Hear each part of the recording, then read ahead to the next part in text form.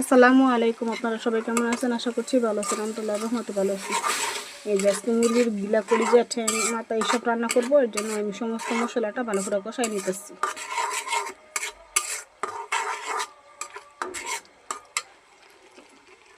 এই যে আর এই জাটকা মাছ ভাজবো, আর এটা এই যে মুরগির গিলা কলিজা আর ঠ্যাং এইগুলি রান্না করব।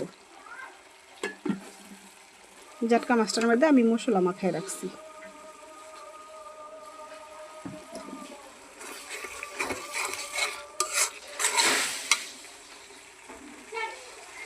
মশলাটা আমার ভালো করে কষানো হয়ে গেছে। এখন আমি এই যে গিলা কলিজিটি দিয়ে কষাই নেব।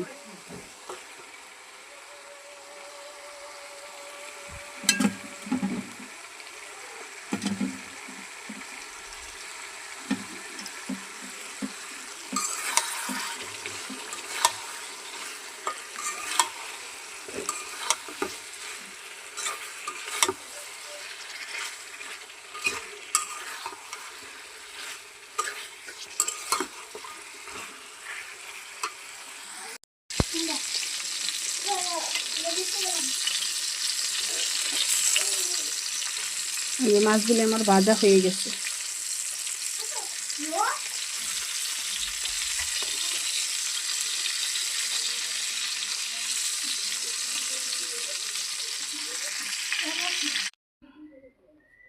এই যে আমার তরকারিটা রান্না হয়ে গেছে। জিরা গুঁড়া দিয়ে চুলাটা বন্ধ করে দিচ্ছি।